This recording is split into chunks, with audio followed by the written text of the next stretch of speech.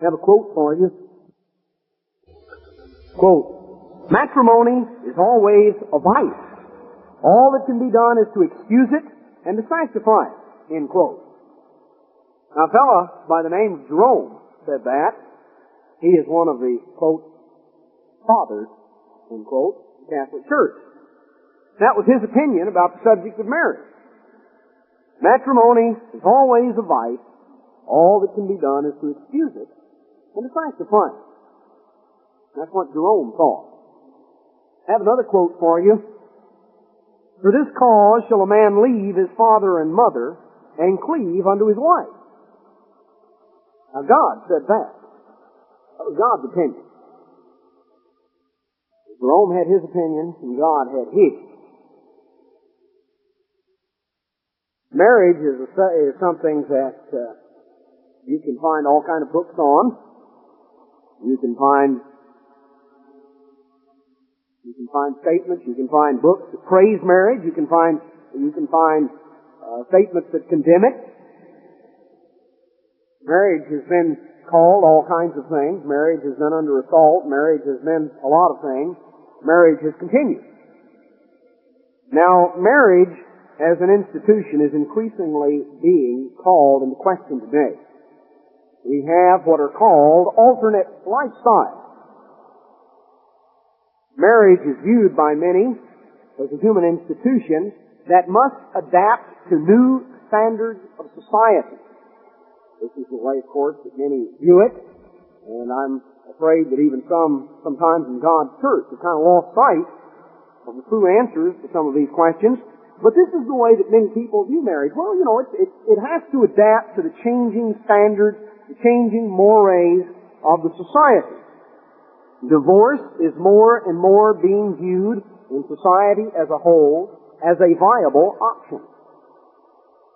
Now, I think you can realize, and any of you, if you'll think back, recognize the complete change in concept that has taken place in our society in recent years regarding the subject of marriage and divorce, for instance. Back in 1964, when Nelson Rockefeller and Barry Goldwater were contesting each other for the Republican presidential nomination, Nelson Rockefeller lost the Republican nomination because he lost the crucial California primary. Those of you who remember that and who were following it at the time, remember that it was considered by political analysts and commentators at that time that the most significant factor in Rockefeller's losing the California primary was his divorce and remarriage that had taken place a year or so prior. And, you know, that's a matter of public record. You don't remember it, go back and to the library and do a little research and look back in the newspapers and the magazine articles of the time. Now, we are at a time period, 15 years after that, where, you know, Jerry Brown goes to California on a, let's see, what did the newspaper call it? He and Linda Ronstadt in unwedded bliss. That's the way honeymoon is often referred to as wedded bliss. Well, the newspaper put it in quotation marks and referred to Jerry Brown and Linda Ronstadt as being in unwedded bliss as they toured Africa. Well, for those who are naive among you, you don't have to read very far between the lines to figure out that they were doing more than just going over to, see the giraffes or something. They had, anyway. The point is, though, it never came up. It never came up that perhaps this would be damaging to his presidential aspirations. You know, he was kind of, you've heard of a trial marriage. He was having kind of a trial political marriage. He got tangled up in politics over there, and I think she wound up being a little bit missed because of the attention he was spending on politics. But the point is that society standards have changed. You know, society standards have changed. Can you imagine a fellow running for president doing something like that 15 years ago? I'm not saying 15 years ago we had perfect standards. I'm just saying that it's been continuing on a downhill toboggan slide. And that 15 years ago, a divorce cost Nelson Rockefeller the presidential nomination. or very likely did, was a major factor in it. You know, a king of England, Edward VIII, back in the 1930s, 1937, had to abdicate his throne because he chose to marry a divorced woman. And there was such a public outcry over this. Now this gives you an idea in terms of a standard that society has completely done an about-face in, because divorce is considered a very viable option. In excess of 1 out of every 3 marriages end in divorce now. And the divorce rate is rapidly rising. It's rising among middle-aged couples. It's rising in areas of society where it was virtually non-existent before. Now this is happening in society as a whole, and brethren, many of the attitudes of society affect those of us in God's church. Too many, just because we're in God's church, we don't live in a vacuum tube and kind of are insulated and protected and shot through this society into the kingdom without having to contend with the influences, the pressures, all of the things that are a part of this society. And many of the attitudes of the society around us tend to rub off on us. And there have been many in God's church that have been affected by some of these attitudes. And it certainly has caused problems. There have even been such things as actual divorce and remarriage inside the church by individuals who are ostensibly members of the church, and some of these things are going to be dealt with and rectified in the not too distant future. But the point is that there has been not only a changing attitude of society, not only have more and more marriages been ending in divorce, but many of the marriages that don't end in divorce are simply hollow, empty shells of a marriage, and certainly not what God intended marriage to be. So on the one hand, you have something that ends in divorce, which is not good. On the other hand, you've got many, many more that are just hollow shells. They are not what God intended for man to have. I think it's very important that we understand some of the living laws that God has set in motion, which can produce and do produce a truly happy marriage. Because it is important to have a perspective on this and to understand the importance of it. And to underline the importance of it, I think we need to go back. We need to go back to Matthew chapter 19 and to understand, to begin with, the sanctity of marriage, the permanence of marriage, the fact that marriage is a divine institution. It is a natural union, but it is a divine institution. Man did not invent marriage. God did. Now in Matthew chapter 19, let's pick it up in verse 1. And it came to pass that when Jesus had finished these sayings, he departed from Galilee and came into the coast of Judea beyond Jordan. And great multitudes followed him, and he healed them. And the Pharisees also came unto him, tempting him. This was their attitude. They came in an attitude of trying to tempt him, trying to trip him up, trying to trap him. And saying unto him, here was their question, is it lawful for a man to put away his wife for every cause? Now, let's stop here and let's understand a little bit of what the Pharisees meant when they asked that question.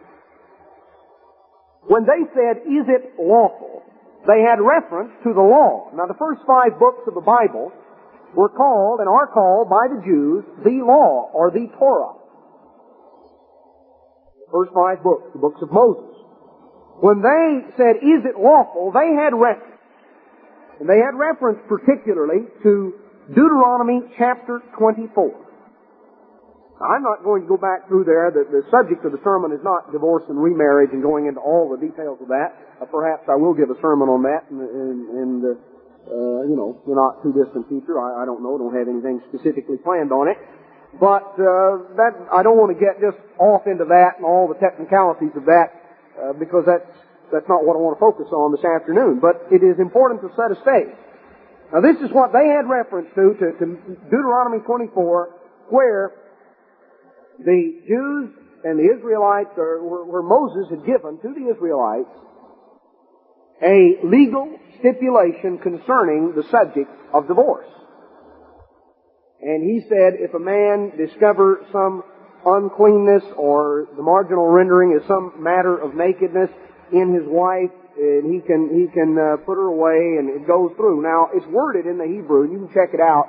It's very ambiguous. Some people think, if they just knew the Hebrew, that they would understand all the details and all the technicalities of the Bible. Well, I want to tell you, the nation of Greece is filled with people who speak Greek. And I don't know of very many of them that understand the New Testament. I don't know if there are any of them that do. The nation of Israel is filled with Jews who speak Hebrew. And the Jews read the Old Testament in Hebrew. Many of them do. The Orthodox do. Certainly the rabbis do. And they don't understand what it says. So just because you understand the Greek and the Hebrew doesn't mean you're going to understand the Bible. See, the Pharisees understood Hebrew. They read Hebrew. They spoke it. And probably understood it better than any of the scholars do today, because it was more of a living language at that time. Now, they had many, many different schools of thought among themselves. There were the liberals and the conservatives and all the various schools of thought in between. Some of them took a very loose interpretation of Deuteronomy 24 to the point that, she burns the toast, put her away. Trade her in on a new model, kind of like some people do cars, trade in on a new model every year. They had a very loose, broad interpretation, and any cause would do. Others took a stricter stance, but there were various gradations of them. And what they wanted to do, the Pharisees liked to haggle. They liked to argue about the law. And they wanted to get Jesus Christ tripped up into one of their technical arguments. And they had several of them on this subject. So they asked him, they said, is it lawful for a man to put away his wife for every cause? Will any cause do? Referring back to Deuteronomy 24, which is somewhat ambiguous in the original. All right, he answered them and said unto them, have you not read? Now you have to understand a little bit about the Pharisees to realize this was the ultimate and a put-down.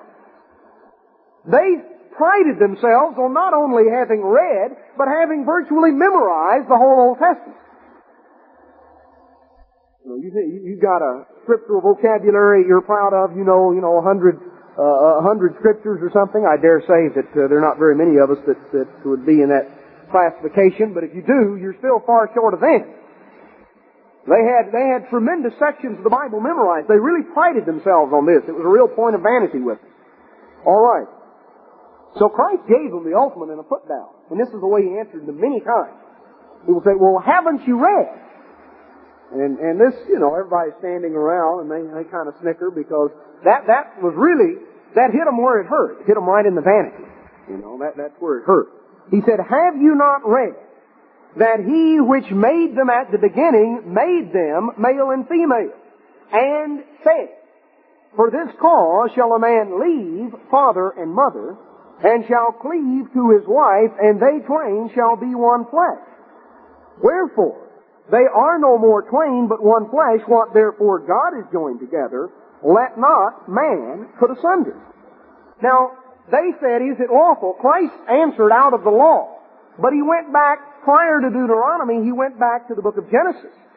He went back, He's quoting from Genesis chapter 2. Genesis chapter 1. The end of Genesis chapter 1. He quoted from the law. Now, Jesus Christ knew what Deuteronomy 24 meant. He's the one that inspired Moses to write it down. See, He could have told them what the original meant and explained the whole thing to them in detail. But this tells us a little bit, and I think it's important to focus in on this. This tells us how Jesus Christ dealt with questions like this. And a lot of times people come up with a question, and they really want to strive about words. They want to argue about some technicality because they have in mind what they want to do, and they've got their way, and that's what they want. And they want to strive about some technicality so that they can justify themselves. Jesus Christ refused to strive about technicality. Jesus Christ pointed them back to the basic principle. He could have gone into Deuteronomy 24 and explained it in detail if he had wanted to do it that way, but he didn't. He in effect said to them, look, fellas, if you're really interested in doing what God wants you to do, let's go back here and see what God said. Let's see what God's will is. Let's understand the plan, the purpose, the will of God. And if we understand that, we understand what God wants us to do, that ought to take care of it. You know, provided you fellows want to do what God said. I mean, this is in effect what He told them.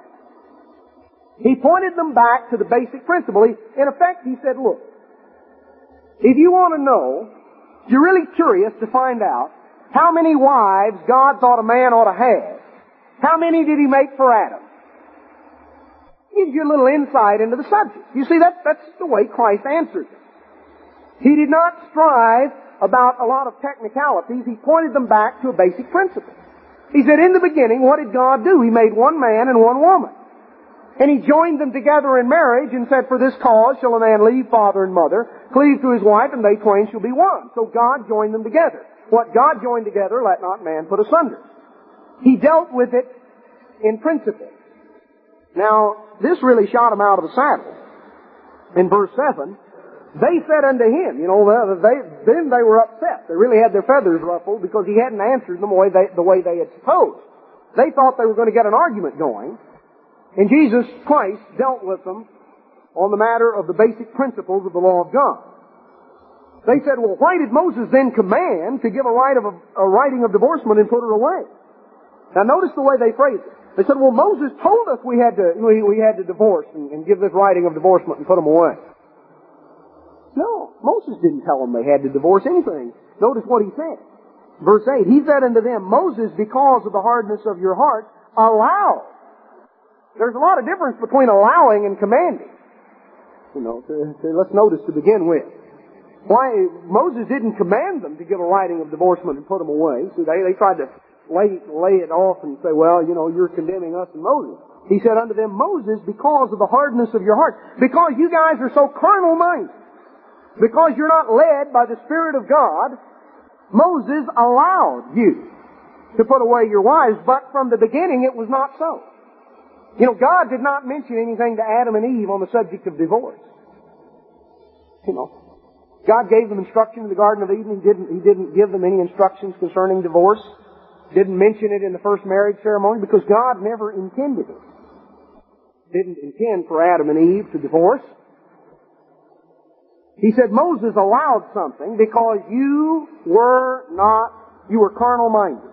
Your hearts were hard. You were not led by the Spirit of God. So Moses allowed it. But that was never God's intention from the beginning. So He really put it back on them in showing them the basic principle. And then He went on to give, verse 9, the statement, I say unto you, whosoever shall put away his wife, except it be for fornication, as it reads in the English, the Greek word is porneia, and it means gross immorality. It goes beyond, it does not just simply mean adultery.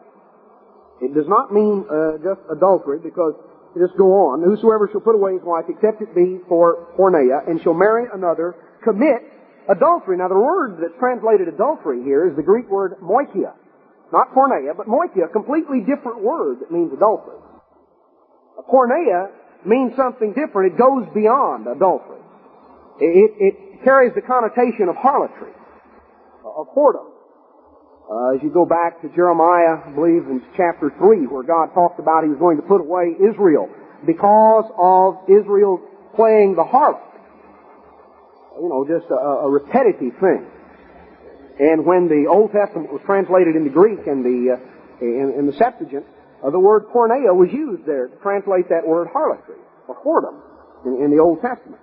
So, he says, except whosoever shall put away his wife, except it be for porneia, shall marry another, commits adultery, and whosoever marries her that is put away does commit adultery. And his disciples said unto him, if the case of a man be so with his wife, it's good not to marry. You know, he says, boy, you know, you better be careful. You might get hooked and then you can't get out of it. That's what they said to him later, see. They said, oh, boy, you know, that sounds rough. What he told them was far stricter than anything the Jews said. say, any of the schools of thought of the Jews. And so it struck some of the disciples, boy, maybe I just won't get married at all. I'll get stuck with one, then I can't get rid of it. And Christ said, all men cannot receive this saying except those to whom it is given. There are some eunuchs that are so born from their mother's womb. There are some eunuchs which were made eunuchs of men. And there are eunuchs which have made themselves eunuchs for the kingdom of heaven's sake. Well, you fellows don't feel like you can marry and live with this standard. Maybe you just better be a eunuch for the kingdom's sake. Maybe you just better not get married then. Well, that's what he told them. I think we need to understand that and to realize this was the criteria that Christ gave. Now, I realize that there are amplifications of that in 1 Corinthians 7. There are things that connect with unconverted people and things that people did prior to their knowledge of the truth. Just as God allowed the Israelites to do certain things because of the hardness of their hearts, because they were unconverted.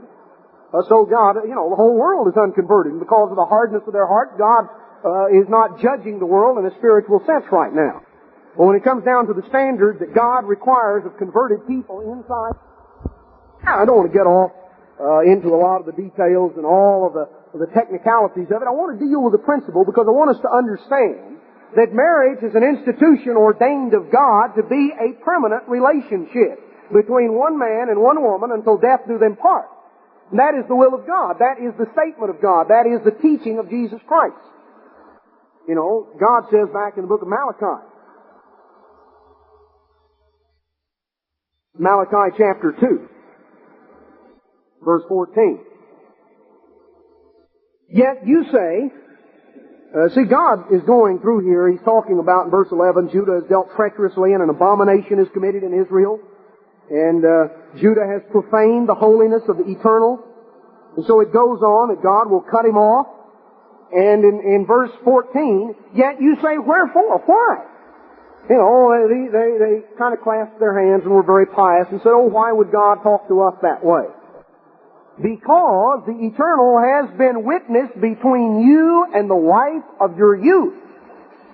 Notice what God focuses on as He's talking to the people. Because the eternal has been witness between you and the wife of your youth. In marriage ceremonies, a covenant with God. We enter in, we make a vow. As it says in the Scripture, we even sing it in one of the songs we sing. Pay all your vows to God Most High. God becomes a party to the situation when we, every marriage that I've ever performed, at the end of that marriage, I've laid hands on that couple and have asked God to unite them and to bind them. All right, God says, the eternal has been witness between you and the wife of your youth, against whom you have dealt treacherously. Yet is she your companion and the wife of your covenant. You made a vow, you made a covenant. Did not He make one? Didn't God make one? Yet, now this is added in, it's kind of ambiguous in the King James. I'll read it and then I'll paraphrase it for you. Yet had He the residue of the Spirit, and wherefore one. Now that He might seek a godly seed. Now let's understand. Did not He, God, make one? Yet He, the man, was high-spirited and said, why one? That's what it says. You can check it in the Amplified and in other verses. This is what it's talking about. He had, he was high-spirited. He said, well, I can't control myself. Why one? The answer, that he might seek a godly seed. Why did God do it that way? To establish and preserve a godly family relationship with children brought up in the fear and admonition of the Lord. That's why God established it that way, that He might seek a godly seed. Therefore take heed to your spirit. You better control yourself. That's what God's saying. You better control yourself and let none deal treacherously against the wife of his youth. Or as the margin renders it, deal unfaithfully against the wife of your youth. For the eternal, the God of Israel says that He hates putting away. God hates divorce. That's what it says right here, Malachi 2:16, if you want to reference on that. That He hates putting away. One covers violence with his garments, says the Eternal of hosts. Therefore take heed to your spirit. Control yourself that you deal not treacherously. You have wearied the eternal with your word. God says, I'm tired of hearing what you say. As he speaks here, Malachi speaks to the Jews. Yet you say, wherein have we wearied him? When you say, everyone that does evil is good in the sight of the Lord, and he delights in them. Or where is the God of judgment? You know, you say, oh, well, that's okay, God will understand. God says, I'm sick and tired of hearing that kind of thing. You know, that's what God says on the subject. This is to give us an overview to understand that God established marriage. It goes back to the beginning of creation. God established it as a permanent institution. God established it to bind one man and one woman together in marriage union until death do them part. That's God's intention from the beginning on the subject of marriage. So when we approach marriage from that standpoint, we approach it from a completely different standpoint than society as a whole deals with the subject of marriage today. Marriage pictures the relationship of Christ and the church. You know, to begin with, marriage is a divine institution, ordained of God to be permanent. Marriage pictures the relationship of Christ and the church. Now, let's understand some things about the basis of marriage. One of the most basic things that serves as a basis of marriage, or a very something that is to be a part of marriage, is intimacy. And this includes a variety of things. Genesis chapter 1, verse 20. Genesis chapter 2 and verse 20. Adam gave names to all the cattle and to the fowl of the air and to every beast of the field, but for Adam there was not found a help meet for him. There was no suitable companion for Adam to share his life with. The eternal God caused a deep sleep to fall on Adam, and he slept. And he took one of his ribs and closed up the flesh instead thereof. Now notice that God gave Adam a chance to first realize that he was alone. He was by himself. He had no one to share his life with. God gave Adam a chance to first recognize the fact that none of the animals were a suitable companion for him. Adam recognized that he had no one to share paradise with. So then God caused this sleep to fall on Adam, and he took out one of his ribs. He took out a part of Adam to make that a part of the woman, so that the woman and the man would be, bound in that unique sense that they were not entirely separately created. God could have created Eve out of the dust of the ground just like he did Adam. But he made Eve literally a part of Adam, because that's what God intended. And verse 22, the rib which the eternal God had taken from man, made he a woman, and he brought her unto the man. And Adam said, this is now bone of my bones and flesh of my flesh. She shall be called woman, because she was taken out of man. Therefore shall a man leave his father and his mother, and shall cleave unto his wife, and they shall be one flesh. And they were both naked, the man and his wife, and were not ashamed. Now, the statement made in verse 24, that therefore shall a man leave his father and mother, cleave to his wife, and they shall be one flesh. Adam didn't say that. If you just read it in Genesis 2, you wouldn't know who said it. Jesus Christ said in Matthew 19, God said, for this cause shall a man leave his father and mother. See, Jesus Christ was there. He's the one that actually said it. He knew. So we know that this was actually a part of the divine marriage ceremony. God brought Adam and Eve together. God brought Eve to Adam, presented her to Adam. God instructed Adam and Eve about marriage. God told them about it. God performed the first marriage ceremony. And they were both naked, the man and his wife, and were not ashamed. They were in an intimate, close relationship with one another. Now, intimacy goes beyond physical intimacy and goes on to include the mental, the emotional, the spiritual closeness. God says that the man and the woman are to become one, to be one flesh, to grow together in a close, intimate relationship that covers all aspects. That's the ideal. That's what God intends, and certainly where both mates are in God's church and understand the truth of the Bible, this is exactly what should be. In some cases, maybe only one is trying to only one is consulting the instruction book, then sometimes there are problems. But sometimes there are problems regardless. But there are problems that shouldn't be there when we both go back and we're instructed in God's Word and we apply what we read. It doesn't do any good to have the instruction book if you don't use it. The fact is, though, that we have access. Society is in a quandary. They don't know the answers. We have the answers available to us. Now, whether we apply them or not is the question. But God intended a close, intimate relationship between husband and wife. That's the way God designed it. And of course, as human beings, there's the physical side. There's also the mental, the emotional, and the spiritual. And there needs to be that type of compatibility, that type of oneness that grows and develops between a husband and wife. That's why, it's so important. And that's why God gives instruction about not being unequally yoked together. Why a Christian is forbidden to marry one who is not a Christian, who is not converted, according to the Word of God. Because in a situation like that, there can never be the intimate bonding that God intends. And so, those who are in that situation when they're called into the church have to make the best of it. Those who are already in the church, the absolute height of folly to go out and seek something that is going to simply lead to more problems and compound problems. That's why God forbids us that we do that.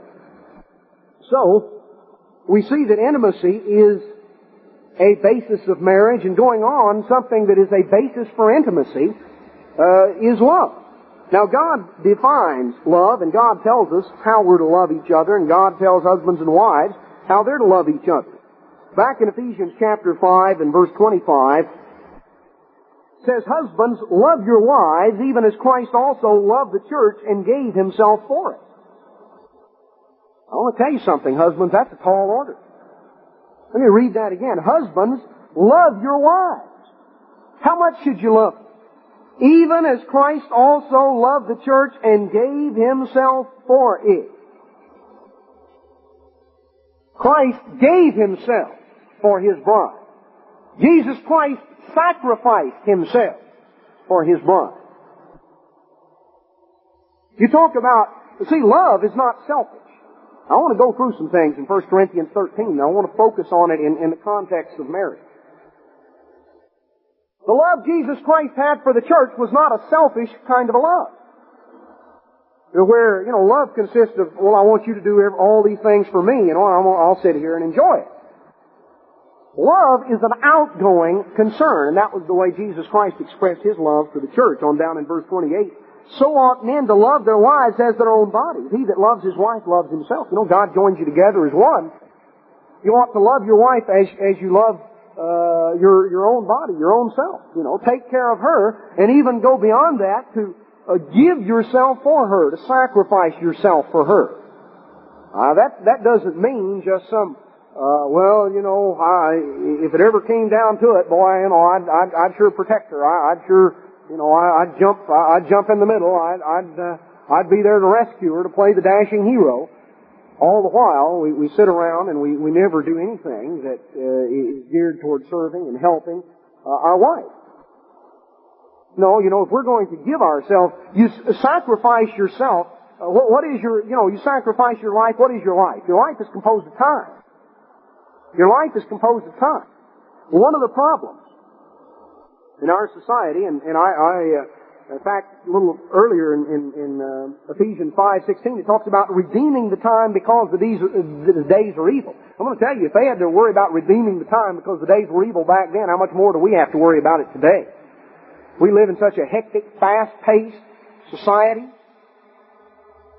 And so many times, husbands, real easy to get caught up in work and caught up in all kinds of outside interests. And to neglect the giving of ourselves to our wives in the way that God intended, the way that God commanded. So we're told to love our wives in the same way Christ loved the church. Now, love has to provide a basis for intimacy, which is, an important basis of marriage. God says in Ephesians 5:22, "Wives, submit yourselves unto your own husbands as unto the Lord. Wives, adapt yourselves. Submit means to adapt, to fit in with. Nothing can have two heads, two bosses. Wives, submit yourselves, adapt yourselves to your husband. Try to fit in with their plans. That's what it says. As unto the Lord. Going on down, verse 23. For the husband is the head of the wife, even as Christ is the head of the church, and he is the Savior of the body. Now going on down to verse 33. Nevertheless, let every one of you in particular so love his wife, even as himself, and the wife see that she reverence her husband. Husbands, show love, respect, tenderness to your wife. Wives, show respect, show admiration, show the proper regard to your husband. That's what he's saying here, and he focuses in on portions that both are to supply, on things that they're to do. You gain you show love by carrying out your responsibilities, by doing as God says. Back in 1 Corinthians chapter 13, let's notice briefly some things that God has to say concerning love, what love is, and understand how it applies to the subject of marriage. He defines love in verse 4, beginning in verse 4 of 1 Corinthians 13. Love suffers long. In other words, love is slow to lose patience. Love doesn't say, just first, second time, you're out, that's once, that's twice, boy, you're in trouble. Love is slow to lose patience and is kind. In other words, it strives to be constructive. Love is not belittling. Love does not chip away. Love does not make sarcastic comments. Love doesn't try to cut someone down. In the sermonette, Mr. Strain was talking about words and was talking about controlling your tongue and the things you say. Love is kind. Love does not make belittling comments. Love envies not or is not possessive. Love vaunts not itself, is not puffed up. In other words, love is neither anxious to impress others, nor does it have an inflated idea of itself. Love does not behave itself unseemly, or, put another way, love has good manners. Love says please and thank you. So how many times, I'll tell you, brethren, one of the reasons that there's so many problems, one of the reasons for so many problems in marriages, there are a number of reasons. Well, one thing that gets back to a lot of it is the fact that after people are married for a while, they very quickly begin to take each other for granted. And the little niceties, the courtesies, the kindness, the politeness, the good manners begin to go by the wayside. Holding the door open for your wife. She can hold it open for herself. She's strong enough. Now, you didn't think that way. You didn't think that way when you were dating her. You didn't think that way, the night you proposed to her and asked her to marry you. Hold it open yourself. You're strong as I am. You can hold it open. Love has good manners. I'll tell you something. Little things mean a lot. And especially, little things mean a lot to women. You men want a hint? Try paying attention to little things. Now, a lot of little things make up some big things. Be courteous. Be polite. Please and thank you can go a long way. Problems in families so often come up because we become overly familiar with each other and we take each other for granted. And we kind of take the approach, I know I don't say it anymore, but she knows. You sure? No one likes to be taken for granted, You don't. You do a job, and the boss comes up and he commends you on it and he says, boy, I really appreciate what you did on that. Or if he asks you to do something and he asks you in a nice way, you certainly feel a lot better about doing it. Now, you might do it if you just came up and said, go do it. But you would like it a lot more, and it would help your relationship. He said, look, I'd like for you to do this over here, and you express it in a nice and a polite way. All right, love has good manners. Love seeks not her own. Or, in other words, love does not pursue selfish advantage. I'm just concerned about me and what I can get for me. Love does not pursue selfish advantage. It's kind of like the guy who's weighing the alternatives. He's got some money. He's got to decide what to buy with it. He could, on the one hand, buy a washing machine for his wife because, they got 7 kids and, she's still using the scrub board or something. And he could buy a washing machine for her, or he could buy that new gun he's been wanting to get. And he thinks about it and he says, well, I'm the head of the house and I got to make that decision. And boy, I sure like to hunt. And away he goes. No, that's not showing love. Now, maybe, okay, he does that, but I'm going to tell you something. Any responsibility you have, don't think that you're home free. You can just make your decisions and you're not accountable to anyone. Let me tell you something, brethren. Judgment is right now on the house of God. Do you realize the responsibility that you have? You are, as husbands, responsible to God for the way you rule your families. Maybe you can, do have the authority to go ahead and make certain decisions, but I'm going to tell you something. God is ultimately going to hold you accountable for the way you rule your family. And the way you, have rule over your wife and over your children. God is ultimately going to bring you and me into judgment for that, and among other things He's going to bring us into judgment for. Now, judgment can be either good or bad. Judgment can be, well done, you good and faithful servant. Or judgment can be, depart from me, you workers of iniquity. I never knew you. The judgment is not necessarily bad. But just don't think that because God gives you the responsibility and you're, the head of the house, that you're not responsible to anyone for your decisions. Oh, yes, you are. God is going to hold you responsible. And if you misuse the authority that God has given you, God is going to bring you into judgment for it. And I think we need to, maybe realize that, and perhaps that can make a difference in the way we exercise that authority sometimes.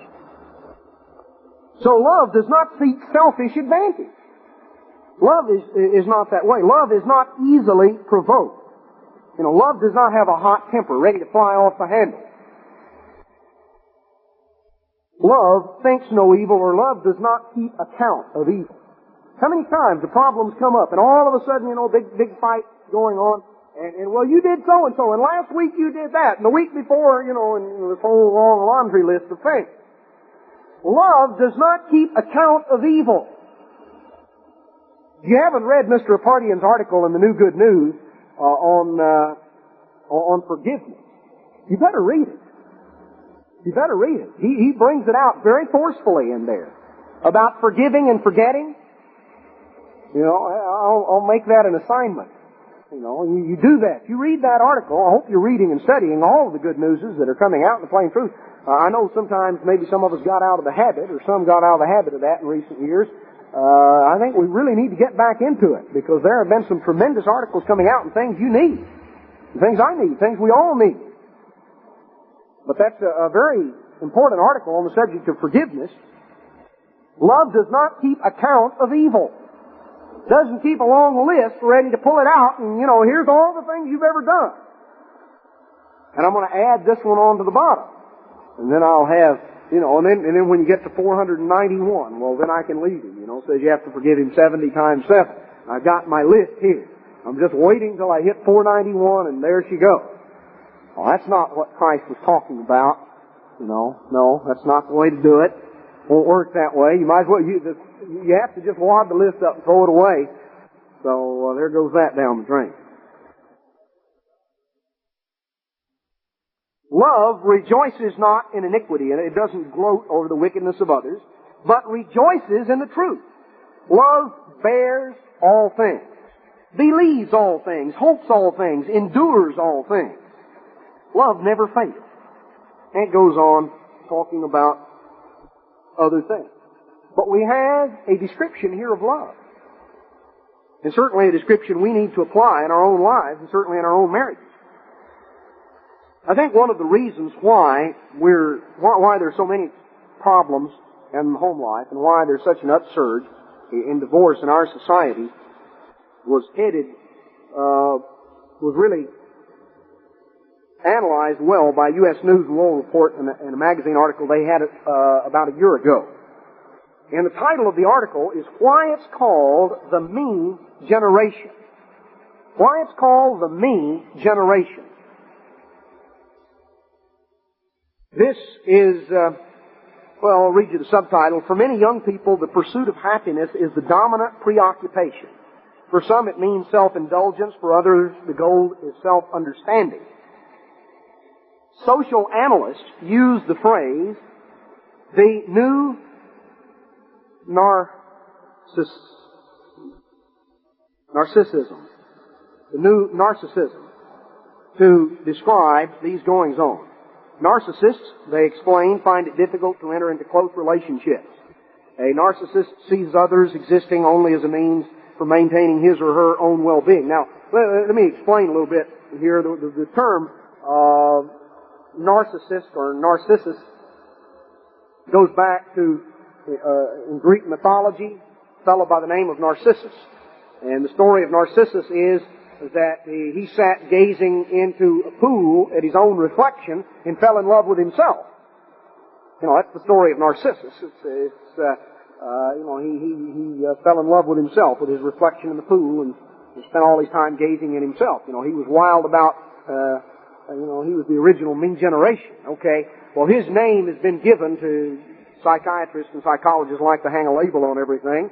And so people that are excessively preoccupied with the self, with themselves, are called narcissists. You know, that's called narcissism.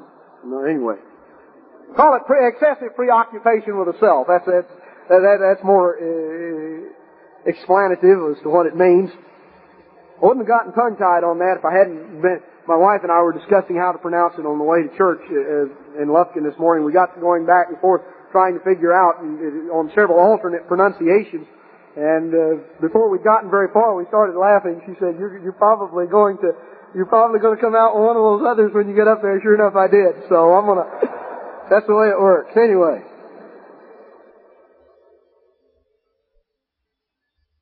The point is, though, that our society is a society that is preoccupied with self. Some experts fear that this trend will lead America into an age of anarchic individualism that could have devastating impact on a society whose orderly functions depends to a large degree on self-restraint. Going on, other parts of the article, even among couples who choose to have children, there is a change in values. A study by a New York research firm found that large numbers of parents are self-oriented and are reluctant to make sacrifices for their youngsters. Ads today tend to focus on the individual rather than on family. New York, more than 700 couples a week, some middle-aged, pay to visit a club where they can engage in sex with any willing party they happen to meet. Says one participant, a divorced executive, "I'm only seeking my own pleasure and satisfying my needs." And this phrase, "my needs," has come to be the catchword of society, and everybody's concerned about fulfilling his needs. And it is a self-oriented society. A discotheque owner in Washington sums up the prevailing philosophy of such activities in simple terms. People are into having a good time. You know, that's what people are into right now. All right, well, I'm not going to go on and read a whole lot of that. Another article was in U.S. News just a few weeks ago. Question, do you think the so-called me society leads to more broken marriages? Yes, I believe the me philosophy is contributing to the high divorce rate we have now. This is from Dr. Robert B. Taylor, a specialist in family medicine, who was interviewed in U.S. News and World Report. The problem goes back to the child-rearing principles which were in effect from the mid-40s to the mid-60s. This was considered to be the age of permissiveness, when wants became needs and parents failed to teach their children how to deal with frustration. You know, there's a difference between what we want and what we need. And we need to understand that difference.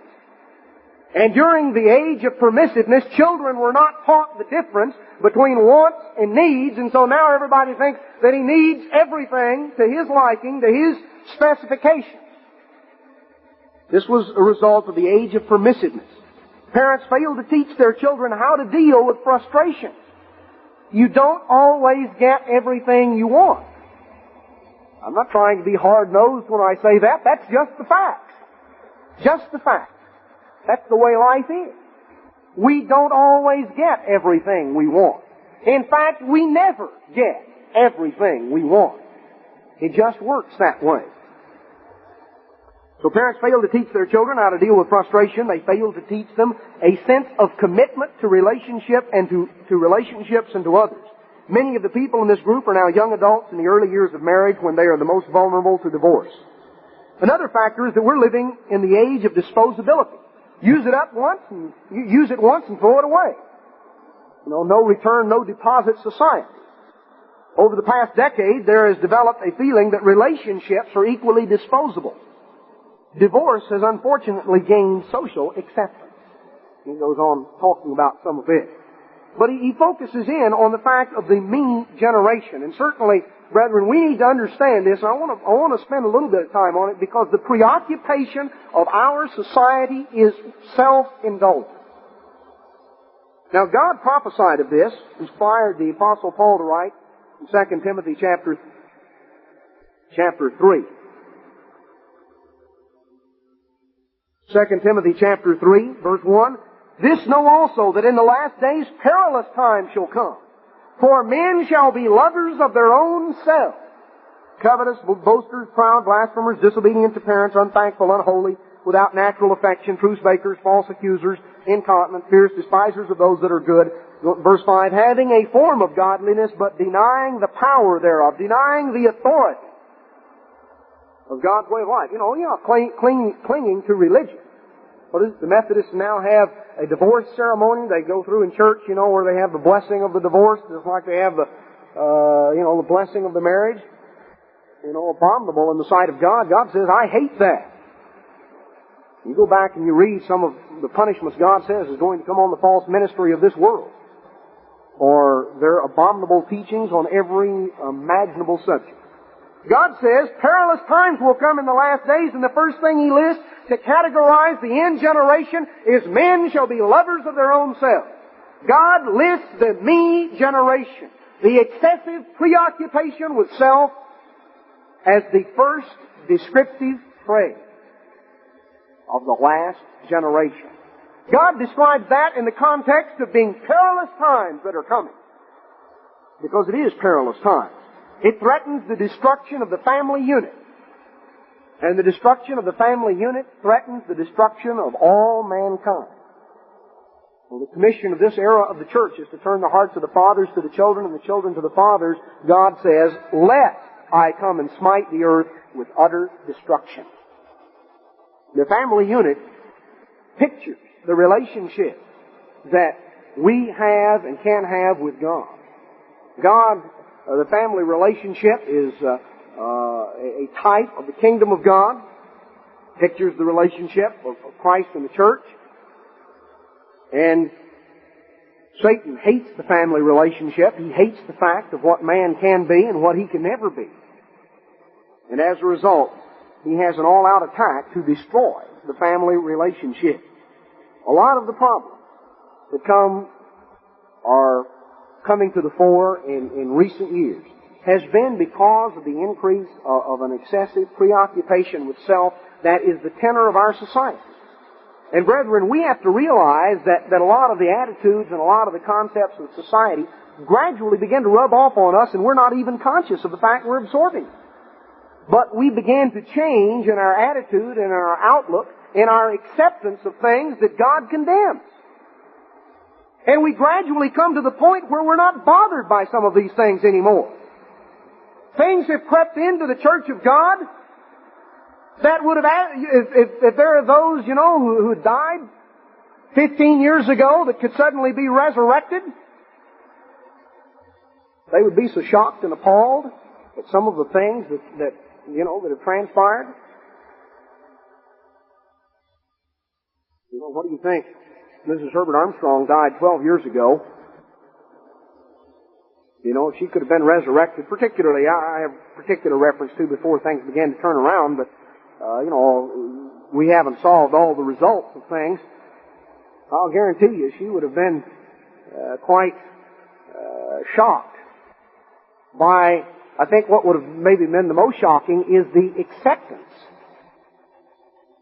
that certain things had seemingly found in the minds of many people in God's church who really, you know, we've known better, but we have to keep constantly in mind the fact that Satan is continually bombarding.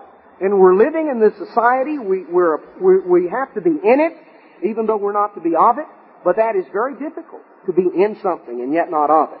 And the values of society rub off on us, and it sneaks up on us gradually. We don't realize what changes we're making in our attitudes and our outlook. And gradually we begin to drift off course. And it happens and it comes on subtly. It's not something we intend to do. It's not because we're not trying, we don't, we'll say, well, I just don't want to obey God anymore. That's not the problem in most cases. It's the fact that we gradually drift off because of the bombardment of society and not really seeing things from God's perspective. So we have to keep going back, and analyzing the trends of the society with the pages of the Bible, and to realize God's standards don't change. God's laws don't change. God says, I change not. It says that right in the book of Malachi. Jesus Christ is the same yesterday, today, and forever. Hebrews 13:8. So God doesn't change with the times.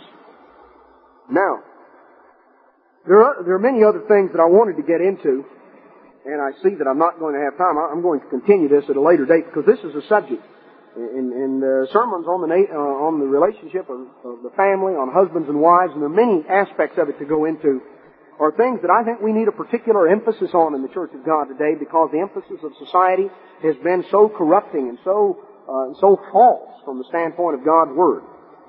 Let's notice a little bit back in the book of 1 Peter chapter 3, verse 1. Likewise, you wives, be in subjection to your own husbands, that if any obey not the word, they may without the word be won by the conduct of the wives. So it tells, here addressing wives who have unconverted husbands.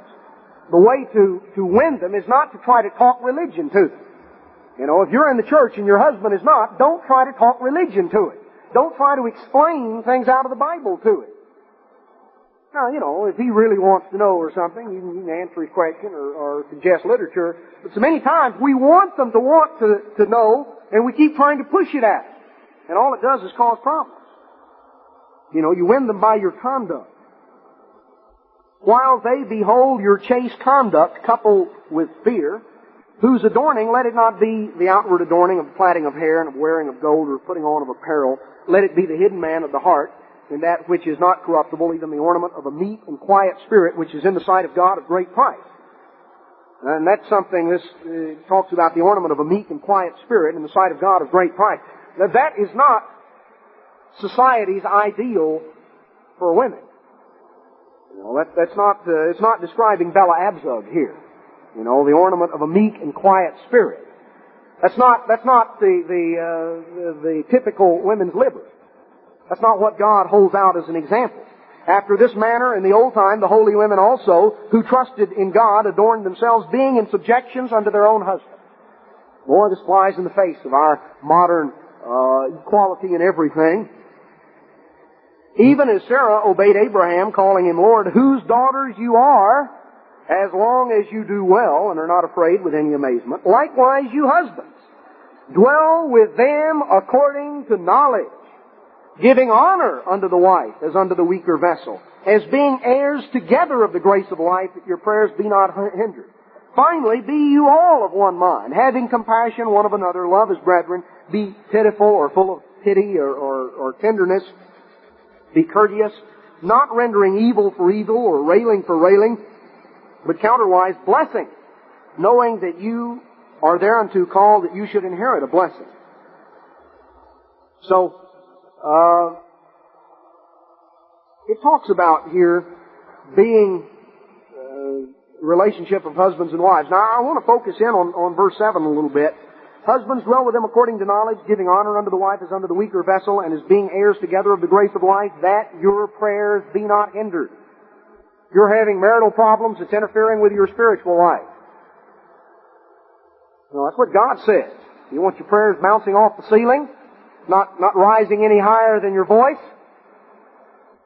If you're not dwelling with your wife according to knowledge, if you're not doing what God says here, then you're just bouncing it off the ceiling.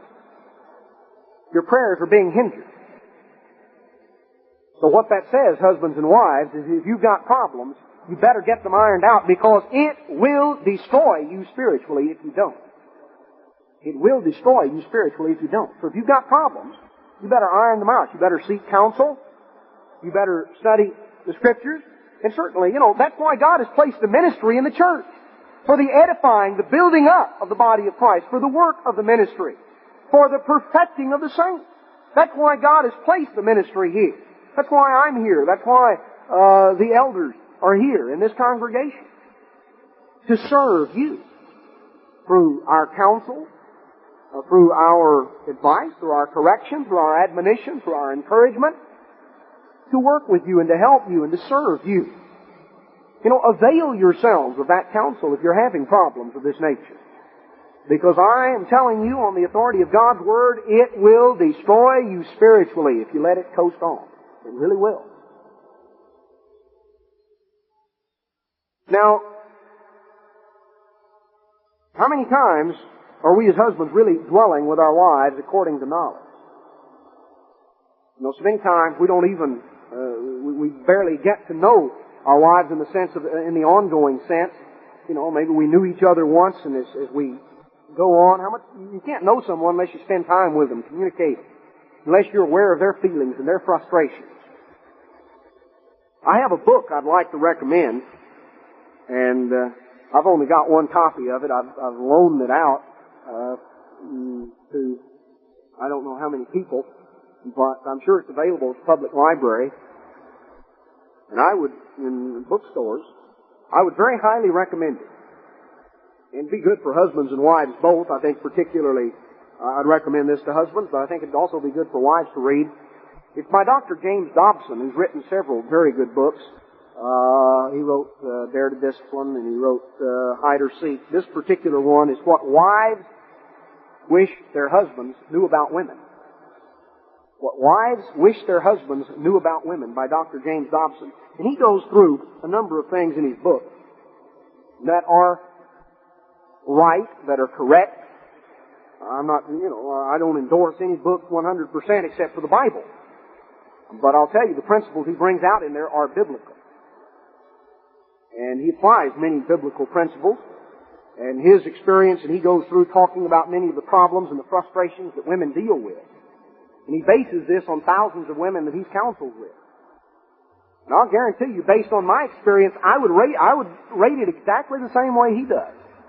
I've seen it just by way of experience. Just, you counsel with dozens and scores of women over a period of years, and you at least begin to understand what some of them feel like some of their frustrations are. And he certainly counseled even with thousands of women, but I know his experience was very much what I would have felt, and I know my wife read the book, and she certainly agreed with it and felt like that he was very accurate in his analysis. So I wanted her advice, I wanted her input on it, and that she felt like he was accurate, and she certainly did, and I think many other women that have read the book have felt the same way. But, husbands need to dwell with your wives according to knowledge. I'll just mention a couple of things. The number one problem for women that Dobson came up with out of his analysis and questionnaires that were passed out to thousands of women was the problem of low self-esteem. That's why so many women, well, let's put it this way, if women felt genuinely respected in their roles as wives and mothers, they would not need to abandon them for something better, quote unquote. The women's lib movement and many of these things have been directed, and society as a whole has kind of demeaned the importance and the vital function that the wife and mother plays in society, and it is a vital function. It is vital to keeping the family-centered and home-centered. And when you do away with that, you are actually doing away with the family in the long run. But it's a problem. I think particularly for women with small children, fatigue and time pressure is a very strong problem. I think he rated it number 2. Going on beyond that to other problems like loneliness, isolation, boredom, the absence of romantic love. You know, I've named off a few, and I don't have time to go into detail. Might serve as good conversation points. Place to start. Husbands and wives, maybe talk about some of these things. Now, wives, you're given some instruction here too. You're told to submit yourselves, to be in subjection to your husbands. Not to try to lord it over them, not to try to dominate them, not to try to wear the pants in the family.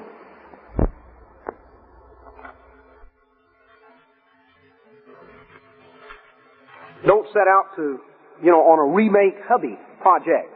And a lot of people feel like, they'll get married, and then after they get married, they'll change all the things in the other one they don't like. That's very faulty reasoning. Very faulty reasoning. It won't work. That's why it's faulty. There's only one person on the face of the earth you can change. You know who that is? You. That's not easy, is it? If you've ever tried on yourself, it's not easy. It's a lot harder on someone else. In fact, it just can't be done. So, when you set out to remake your husband or your wife, you're just asking for trouble.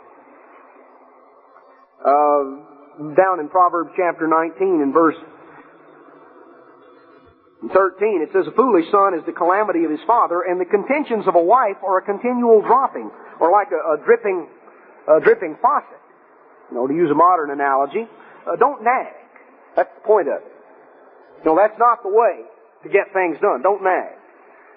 Don't argue and harangue and set your will to have your own way. Husbands, love your wives. Wives, be submissive to your husbands. Go through and study God's Word and let's understand, God gives us an instruction book here. Society is grasping around for answers to its problems. And they look to every source except the right one. They look to every source except the source, the revealed Word of God. It tells us what we're to do and how we're to live our lives. It gives us the keys. Brethren, in God's church, we have this knowledge, we have this book available to us. We have the answers right here. That's why it is such, I think, a terrible tragedy for a couple, both converted, both in God's church, to be having serious marital problems, because it doesn't have to be that way. The answers are available, but you've got to apply them. You've got to work at it. And you've frankly got to go through and search them out and understand what they are. I want to continue with this subject at a later time because we're out of time this afternoon, but it is something that needs a lot of emphasis and that we need to go into and to understand. But I want to focus on the fact that marriage is a divine institution that God gave, and God intended it to be happy. A happy home life is the greatest of physical blessings. It really is, brethren, and of all the people on earth, we ought to have happy marriages. We've got the keys to them right here. We have the keys available, but it's our responsibility to take those keys, to search them out, and to apply them in our own lives.